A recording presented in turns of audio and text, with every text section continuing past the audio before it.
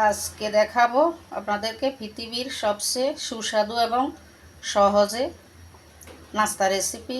তো নিয়ে নিলাম এখানে ময়দা, একটা ডিম ভেঙে নিলাম, দিয়ে দিলাম গুঁড়ো দুধ। আপনারা চাইলে গরুর দুধ থাকলে গরুর দুধ দিয়ে বানাতে পারবেন। আমার কাছে গরুর দুধ নাই, তাই আমি গুঁড়ো দুধ দিয়ে দিলাম।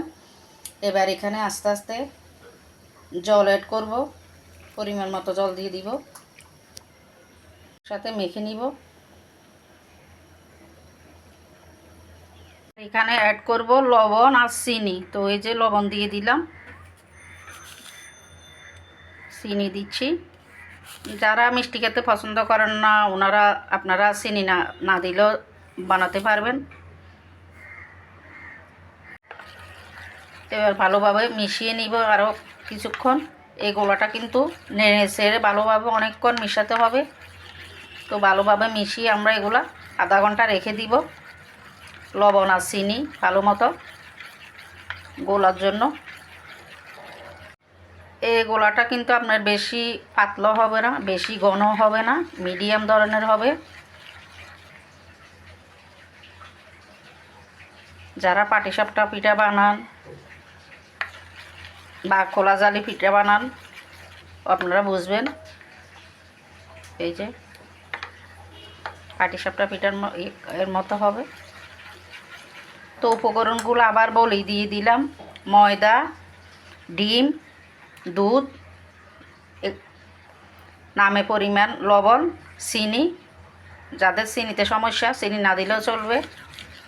তো আমরা এবার একটা ফ্রাই প্যান বসিয়ে দিলাম। ফ্রাই প্যানে একটু তেল ব্রাশ করে নিচ্ছি টিস্যু দিয়ে।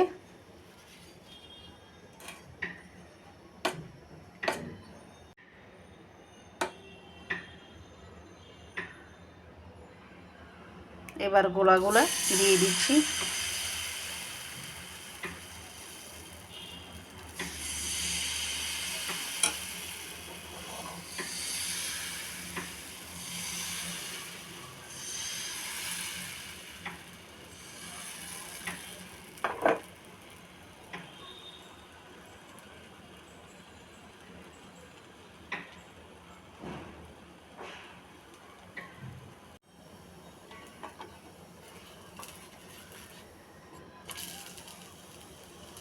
এভাবে আমরা এক এক করে সব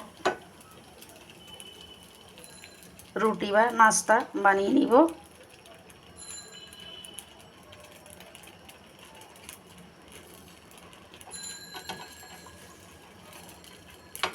তেল লাগে না, কিছু লাগে না, একদম কম তেলে স্বাস্থ্যসম্মত খাবার।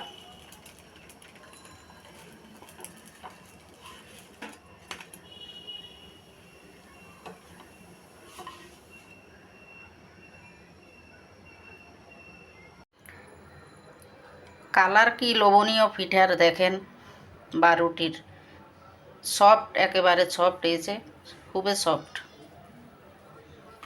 মানে যে কোনোভাবে খাওয়া যাবে। মাংসর সাথে খালি খালি, ভাজি দিয়ে, তরকারি দিয়ে, যে কোনোভাবে খালি খালিও খাওয়া যাবে। এটা এমন একটা পিঠা খালি খালিই খাওয়া যাবে।